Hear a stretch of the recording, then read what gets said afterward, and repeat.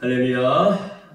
오늘도 예배에 자리에 오신 여러분들을 환영하고 축복합니다.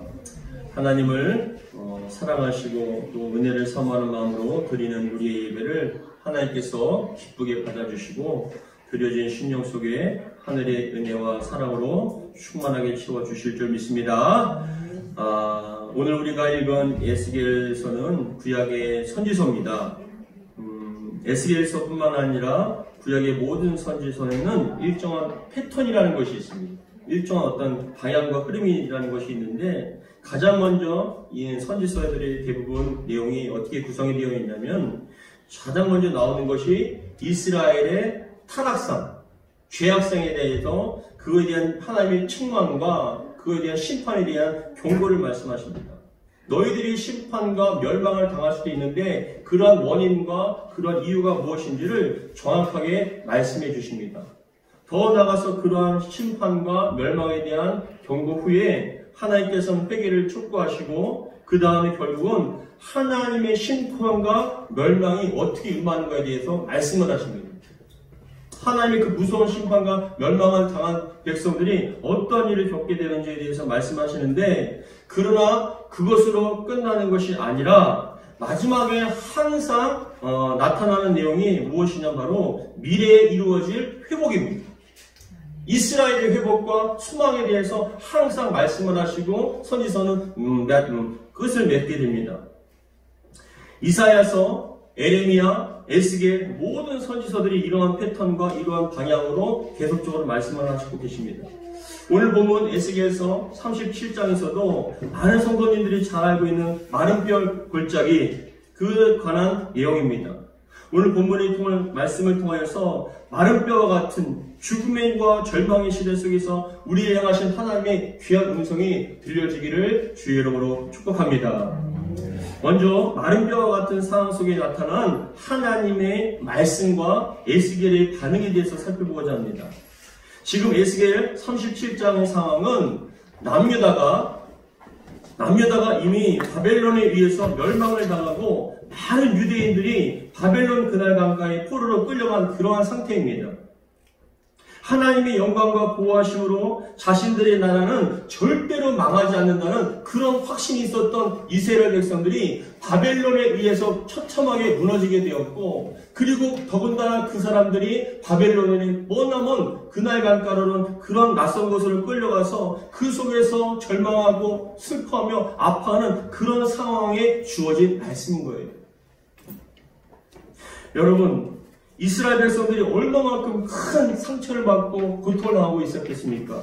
우리 나라는, 예루살렘에 있는 하나님께서 영광이 있는 그 나라는, 지켜주시는 나라는 절대로 망하지 않는다라고 확신했던 그 사람들이 처참하게 무너지고 짓밟히고 죽어가고 끌려간 그 상황 속에 그 사람들의 마음은 여러분 거의 공황 상태이고 절망의 상태였을 것입니다. 우리 1절과 2절, 우리 본문은 에스겔서 37장 1절과 2절 말씀 함께 읽어보도록 하겠습니다. 시작. 여호와께서 권능으로 내게 임재하시고 그의 영으로 나를 데리고 가서 골짜기 가운데 두셨는데 거기 뼈가 가득하더라. 나를 그 뼈 사방으로 지나게 하시기로 본즉 그 골짜기 지면에 뼈가 뭐라고요? 심이 많고 아주 말랐더라. 뼈가 심이 많고 아주 말랐다는 건 생기라는 것은, 어떤 생명력이라는 건 절대로 있을 수 없는 그런 완전한 절망의 상태를 말씀하고 있는 것입니다. 여러분, 수많은 힘이 많은 국가를 보며 그곳에서 무슨 생명과 소망을 찾겠습니까? 그림을 보시면, 예전에 제가 어렸을 때 킬링필드라는 영화를 봤습니다. 여러분들이 혹시라도 기억나시는 분이 있을지 모르겠지만 이 킬링필드를 보는데 학교에서 아마 제 기억상으로는 단체로 봤던 것 같아요. 1984년에 나왔던 영화인데, 이 킬링필드를 보면서 이것은 실제로 있었던 일인데 1970년대 캄보디아, 베트남에 붙어있는 캄보디아에서 공산화되는 과정 속에서 그 지도자가 여러분 무려 200만 명이나 되는 사람들, 양민들을 그냥 다 죽인 거예요. 학살을 한 것입니다. 근데 이 주인공이 그 캄보디아 기자인데 양민들을 학살하는 현장을 보기 위해서 조사하기 위해서 보다가 이 지역에 들어가게 된 거예요. 이 뼈를 보고 다음 그림 봐보세요. 다음 그림 보시면은 이렇게 영화상에서 제가 이걸 보고 기절을 하는 줄 알았어요. 이렇게 수많은 사람들이, 양민들이 학살을 당해서 그 수많은 뼈와 해골들이 모인 그곳에서 기자가 벌벌벌 떨면서 공포심을 갖고 있는 그 얼굴이 저는 지금도 몇십 년이 지났는데 아직도 기억에 남아있습니다. 여러분, 만약에 여러분들이 이러한 뼈가 있는 상태, 이러한 현장에 여러분들이 직접 보게 된다면 여러분, 이 속에서 생명을 찾고 소망을 찾을 수 있으시겠습니까? 마치 이스라엘 백성들이 지금 이 뼈와 같은 현상이라는 겁니다. 그런 상태라는 것입니다. 절망적이고 정말 어떤 것에 소망이 없는 생명력이 끊어진 그런 절망의 상태를 말씀하고 있습니다. 근데 하나님께서 에스겔을 데리시고 영을 데리시고 이 마른 골짜기, 이 뼈들이 가득한 골짜기에 데려가시면서 그 뼈를 가만히 보았더니 힘이 많았더라, 너무 많았더라라고 고백을 하고 있는데 하나님께서 그 와중에 에스겔에게 한 가지 질문을 하시는 거예요. 어떠한 질문을 하시냐면 바로 우리 3절 같이 한번 읽어보겠습니다. 3절입니다. 시작. 그가 내게 이르시되 인자야 이 뼈들이 능히 살 수 있겠느냐 하시기로 내가 대답하되 주 여호와여 주께서 아시나이다. 하나님께서 그 뼈를 바라보는 에스겔에게 말씀을 합니다. 질문합니다. 인자야 이 뼈들이 능히 살 수 있겠느냐라고 질문을 하십니다. 그런데 여러분, 저는 이 말씀을 보다가 제 마음과 눈이 한 단어에 집중이 되었습니다. 어떠한 단어에 집중이 되었냐면은 바로 능이라는 단어입니다. 능이. 이 능이라는 단어가 제 마음속에 확 들어왔어요. 그리고 일주일 동안 말씀을 준비하면서 설교를 하며 묵상을 하면서 이 능이라는 말씀이 제 단어가 제 머리와 마음속에 잊혀지지가 않는 거예요.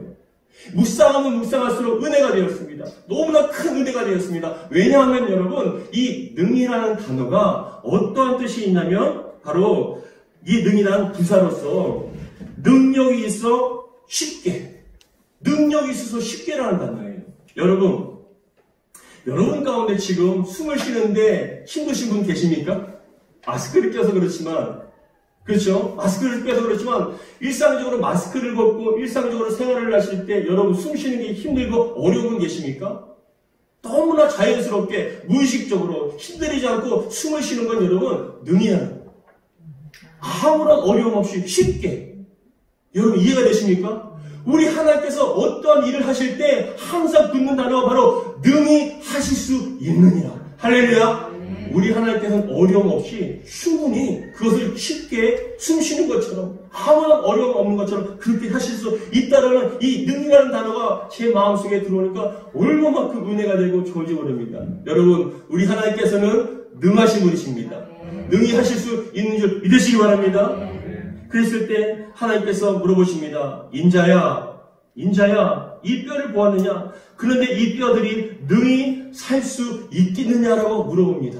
그때 에스겔이 대답합니다. 뭐라고 대답하냐면은 여러분 다음과 같이 대답합니다. 내가 대답하되 주 여호와여 주께서 아시나이다. 할렐루야. 주께서 아시나이다. 이게 무슨 말이냐면 그겁니다. 에스겔은 자기가 갖고 있는 선입견과 경험으로 지식으로 하나님을 제한하지 않았다는 거예요. 인간의 한계가 어떻게 하나님을 제한할 수 있겠습니까? 인간이 봤을 땐 불가능으로 보이지만 하나님께서 하시면 충분히 될 수 있다는 거예요. 그래서 이 에스겔은 믿음으로 고백합니다. 주께서 아십니다. 주께서 원하시면 살 수 있습니다. 주께서 원하시면 능히 충분히 쉽게 그것을 해결하실 수 있습니다. 여러분 따라하겠습니다. 주께서 아시나이다. 주께서 아시나이다. 주님께서 아십니다. 절대 변하지 않을 것 같은 완고한 사람도 주께서 아십니다. 초롱성과 같이 해결되지 않을 죽을 것 같은 그 문제도 주께서 아십니다. 회복이 불가능해 보이는 절망의 현실과 상황도 주님께서 아십니다. 주님께서 하시고자 하면 하실 수 있습니다. 죽은 지 나흘이나 지나 썩어 냄새가 나는 라사로의 무덤 앞에 두 분이 서 계십니다. 바로 예수님과 마르다입니다. 이 두 사람이 서 있는데 예수님께서 마르다에게 말씀합니다. 라사로의 무덤을 막고 있는 돌문을 옮겨 넣어라. 이 이 돌문을 옮겨 놓으라. 그랬을 때 마르다는 뭐라고 고백을 하냐면 주여 죽은 지 사흘이나 지났으므로 썩어 냄새가 납니다. 썩어서 냄새가 납니다. 이것은 무엇이냐면 예수님의 뜻과 계획은 살리는 거예요. 그러나 이 마르다는 그 예수님의 뜻을 가로막습니다. 무엇을요? 자기의 선입견으로. 자기의 어떤 좁은 그런 기준으로 예수님의 뜻과 계획을 막아버린다는 겁니다. 그래서 고백합니다. 주여 썩어서 사흘이나 지나서 냄새가 나나이다. 이건 무슨 말이냐면 죽었는데 무슨 소용이 있겠습니까? 죽었는데 무슨 소용이 있겠습니까? 그때 예수님께서는 뭐라고 말씀하시냐면 내가 믿으면 하나님의 영광을 보리라. 따라하겠습니다. 내가 믿으면 하나님의 영광을 보리라. 할렐루야. 우리 요한복음 11장 39절에서 40절 같이 읽겠습니다. 시작. 예수께서 이르시되 돌을 옮겨 놓으라 하시니 주여 죽은 지가 나흘이 되었으니 벌써 냄새가 나나이다. 예수께서 이르시되 내 말이 뭐라요? 내가 믿으면 하나님의 영광을 보리라 하지 아니하였느냐 하시니. 할렐루야. 사랑하는 성도 여러분, 하나님을 향한 믿음을 가로막는 의심의 돌문을 옮겨 놓으시기 바랍니다. 그 가로막는 것으로 말미암아 하나님의 기적이 여러분들이 그 의심의 돌문을 말미암아 막힐 수가 있다는 것 여러분 잊지 마시기 바랍니다. 우리에게 원하시는 것은 우리가 판단하고 계산하는 걸 원하는 것이 아니라 순종을 원하시는 것입니다. 기적은 자기의 능력의 한계를 머물지 않고 하나님을 신뢰하며 믿음의 행동으로 나선 이들을 통해서 기적은 나타나게 되어 있습니다. 말씀을 따라 바다를 향해 지팡이를 들었던 모세를 통해 이스라엘이 구원받았던 것처럼 말씀을 신뢰하며 대언하는 에스겔을 통하여 마른 뼈들이 살아나게 되어 있습니다. 우리 7절부터 10절까지 같이 읽어보겠습니다. 에스겔서 37장 7절로부터 10절입니다. 같이 읽겠습니다. 시작. 이에 내가 명령을 따라 대언하니 대언할 때에 소리가 나고 움직이며 이뼈 저뼈가 들어맞아 뼈들이 서로 연결되더라. 내가 또 보니 그 뼈에 힘줄이 생기고 살이 오르고 그 위에 가죽이 덮이나 그 속에 생기는 없더라. 또 내가 이르시되 인자야 너는 생기를 향하여 대언하라. 신기에게 대언하여 이르기를 주 여호와께서 이같이 말씀하시기를 생기야 사방에서부터 와서 이 죽음을 당한 자에게 붙어서 살아나게 하라 하셨다 하라. 이에 내가 그 명령대로 대언하였더니 생기가 그들에게 들어가매 그들이 곧 살아나서 일어나 섰는데 극히 큰 군대더라. 아멘. 명령하던 대로 하나님의 명령대로 믿음으로 대언하니까 놀라운 기적의 역사가 나타나요. 여러분 삶 가운데 이러한 역사가 나타나기 바랍니다. 하나님이 주시는 그 믿음대로 대언하시기 바랍니다. 그 문제를 향해서 대언하십시오. 그 상황과 환경에 대해서 대언하십시오. 주님께서 그 믿음의 대로 여러분들의 삶을 변화시켜 주실 줄 믿습니다. 우리가 주님의 죽음과 같은 상황과 환경 속에서 생명과 희망을 찾을 수 있는 것은 하나님이 계시기 때문에 그렇습니다. 하나님의 생명은 하나님이시고 부활의 하나님이십니다. 우리 하나님은 능히 하실 수 있는 하나님이신 줄 믿습니다. 그렇기 때문에 아무리 죽음과 같은 절망 속에서도 우리는 희망을 품고 살아갈 수가 있는 것입니다. 이어서 하나님께서는 골짜기의 수많은 뼈들은 사실 이스라엘의 족속이라고 말씀해 주십니다. 우리 11절 같이 한번 읽어보겠습니다. 11절 시작. 또 내게 이르시되 인자야 이 뼈들은 뭐라고요? 이스라엘 온 족속이라. 그들이 이르기를 우리의 뼈들이 말랐고 우리의 소망이 없어졌으니 우리는 다 멸절되었다 하느니라. 이것은 절망적 극도의 죽음과 같은 아무런 소망이 없는 정말로 그것에 살 소망이 없는 그런 절망적인 상태. 우린 이미 죽은 시체와 같다. 마른 뼈와 같다. 그런 절망적인 상태를 고백하고 있는 것입니다. 다 멸절되었다. 우리의 소망은 없어졌다라고 얘기합니다. 그러나 여러분 하나님께서는 절망에 빠져있는 이스라엘 향해서 회복을 선포하십니다. 우리 12절 같이 읽겠습니다. 오늘 본문입니다. 시작. 그러므로 너는 대언하여 그들에게 이르기를 주 여호와께서 이같이 말씀하시기를 내 백성들아 내가 너희 무덤을 열고 너희로 거기에서 나오게 하고 이스라엘 땅으로 들어가게 하리라. 아멘. 그러므로 너는 대언하여 그들에게 이르기를 뭐라고요? 주 여호와께서. 우리의 힘으로는 안 되는 거예요. 우리 스스로의 힘으로는 될 수가 없습니다. 아무리 노력하고 아무리 힘을 쓴다 할지라도 그 상황과 문제와 그 환경을 바꿀 수가 없습니다. 그런데 여러분 주목해서 보세요. 12절에 강조하고 계신 게 뭡니까? 하나님께서 행하신다는 것입니다. 그런 의미에서 그러므로 너는 대언하여 그들에게 이르기를 주 여호와께서 이같이 말씀하시기를 내 백성들아 누가요? 내가 하나님께서 너희 무덤을 열어서 너희도 거기서 나오게 하고 이스라엘 땅으로 들어가게 하실 것이다. 누가요? 하나님께서 하실 것이다.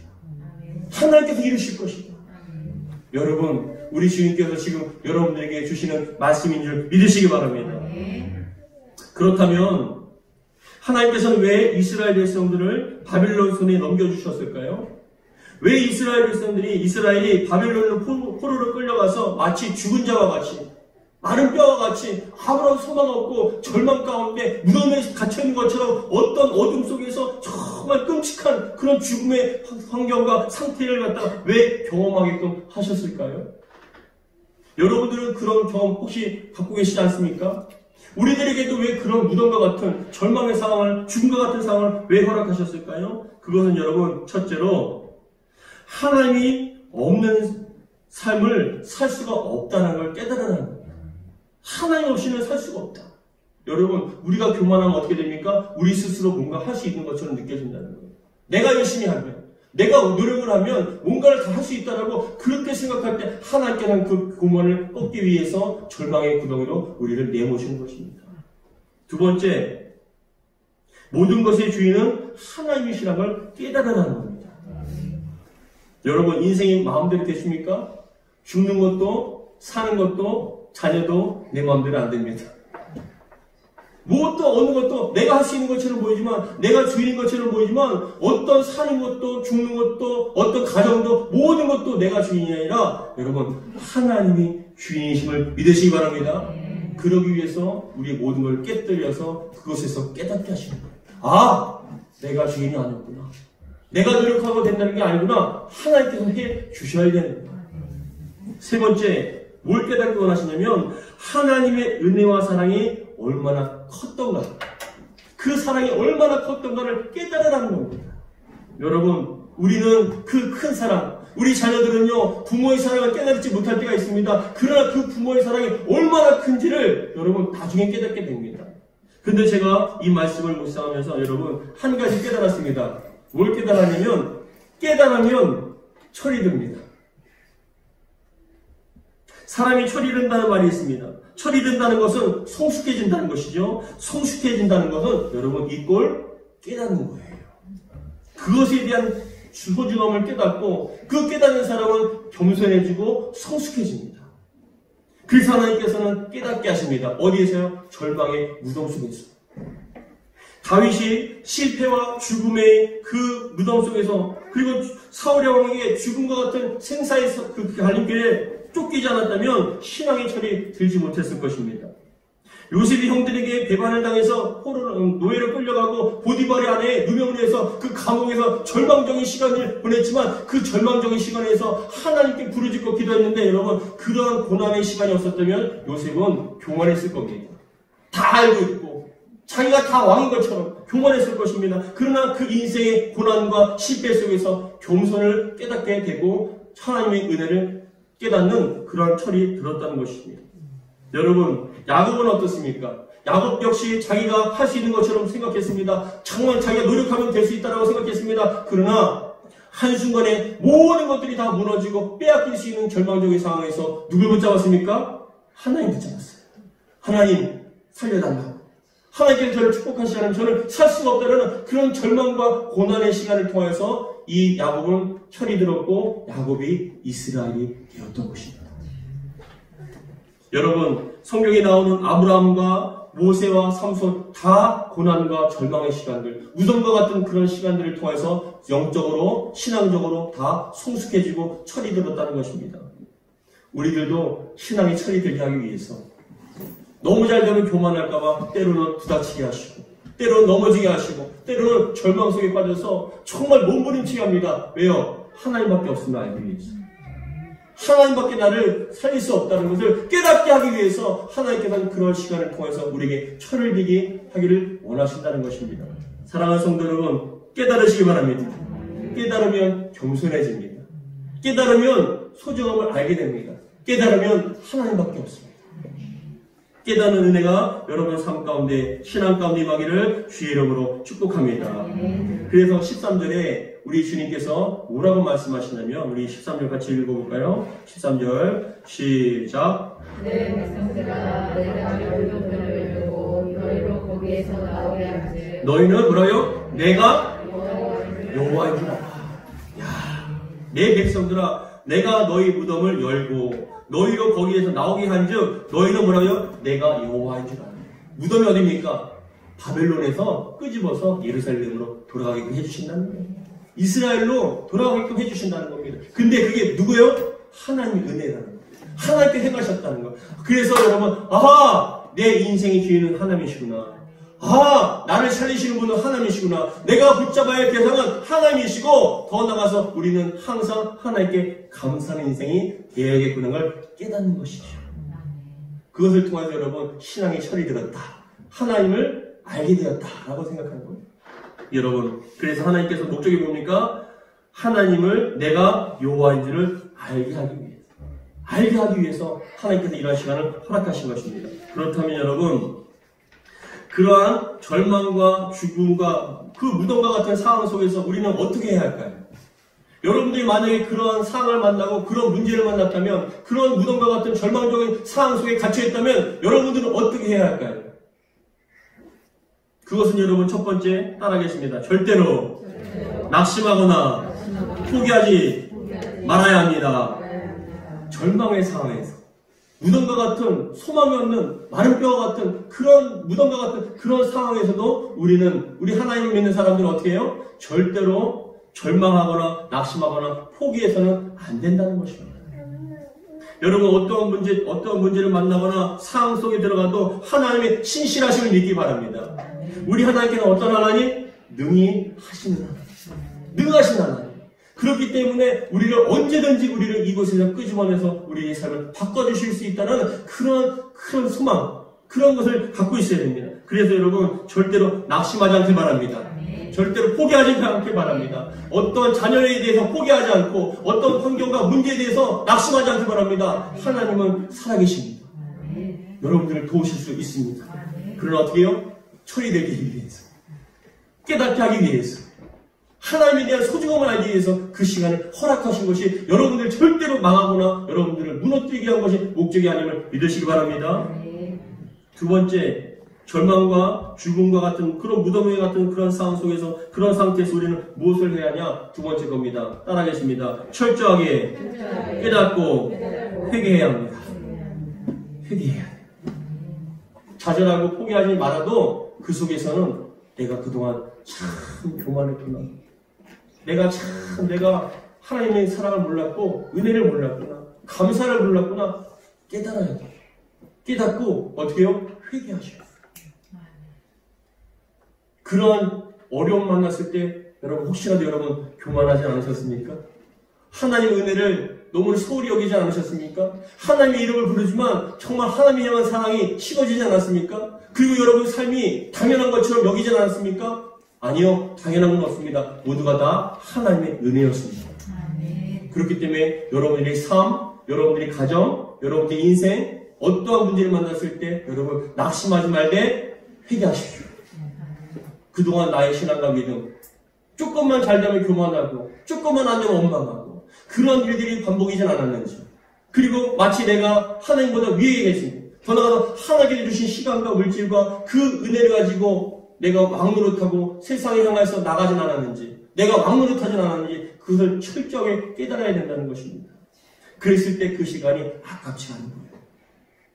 세 번째, 우리는 무엇을 해야 하냐면 따라하겠습니다. 하나님을 바라며 소망을 품어야 합니다. 할렐루야. 하나님을 바라고 소망을 품으셔요.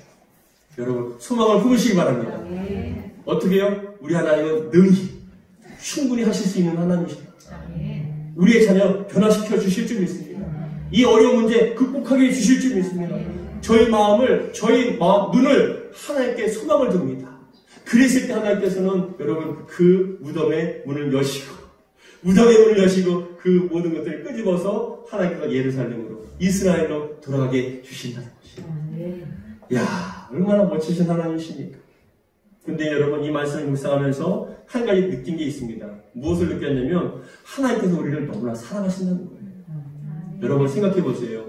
자녀를 사랑한다고 자녀가 잘못된 길을 가도 오냐오냐 한다면, 자녀가 악한 행동을 하면, 잘못된 행동을 했을 때도 오냐오냐 한다면 그 아이는 자라서 버릇없는 아이가 될 거예요. 잘못을 모르는 아이가 될 겁니다. 사회에서 필요하는 아이가 아니라, 공동체에서 높임받는 아이가 아니라 사회에서 정말 피함받고 꺼려지는 그런 아이가 될 것입니다. 그렇기 때문에 우리는 그 아이의 잘못된 것을 벌을 책망을 하고 때로는 그에 대해 침묵을 해야 되는 것입니다. 버릇을 고쳐야 됩니다. 그러기 위해서 하나님께서 우리의 인생에 그런 어려움을 주시는 거예요. 왜요? 사랑하시기 때문에. 여러분이 잘된 걸 원하시기 때문에. 사랑하는 성도 여러분, 절망의 시간, 무덤의 시간, 정말 고통의 시간, 생명이 없는 그런 시간 포기하지 말고, 낙심하지 마시고, 절망하지 마시고, 소망을 품고 회개하며 하나님께 나아가기를 주의 이름으로 축복합니다. 그러면 하나님께서는 반드시 회복의 역사, 생명의 역사를 일으켜 주실 줄 믿습니다. 그런 의미에서 여러분, 우리 11절부터 13절까지 마지막으로 읽고 말씀을 마치도록 하겠습니다. 우리 11절부터 13절까지 읽겠습니다. 시작. 또 내게 이르시되 인자야, 이 뼈들이 이스라엘 온 족속이라. 그들이 이러기를 우리의 뼈들이 말랐고 우리의 소망이 없어졌으니 우리는 다 멸절되었다 하느니라. 그러므로 너는 대언하여 그들에게 이르기를 주 여호와께서 이같이 말씀하시기를 내 백성들아, 내가 너희 무덤을 열고 너희로 거기에서 나오게 하고 이스라엘 땅으로 들어가게 하리라. 내 백성들아, 내가 너희 무덤을 열고 너희로 거기에서 나오게 한즉 너희는 내가 여호와인 줄 알리라. 아멘. 여러분, 이 사건이요, 이 말씀이 궁극적으로 예수님을 통해서 이루어진 줄 믿으시기 바랍니다. 성취되셨습니다. 우리 예수님께서 생명이요 부활이셔요. 예수님 믿는 자는 죽어도 살 것입니다. 생명의 역사가 나타날 줄 믿습니다. 그런데 우리의 삶도 마찬가지예요. 생명 되신 예수님께서, 부활의 주인 되신 그 주인께서 우리의 삶을 역전시켜 주시고 생명의 역사로, 부활의 역사로 우리의 삶을 이끌어 주실 줄 믿습니다. 사랑하는 성도 여러분, 낙심하지 마시고 소망을 잃지 마십시오. 이 어려운 시대 속에서 절망하지 마십시오. 경제적으로 힘들고 물질적으로 힘들고 전 세계적으로 코로나로 말미암아 모든 기업들이 무너지고 힘들어지고 쓰러진 이때에도 여러분, 하나님 믿는 저와 여러분들은 하나님께 소망을 두고 믿음으로 나아가기를 주의 이름으로 축복합니다. 주님께서 능히 이루어 주실 줄 믿습니다. 기도하겠습니다.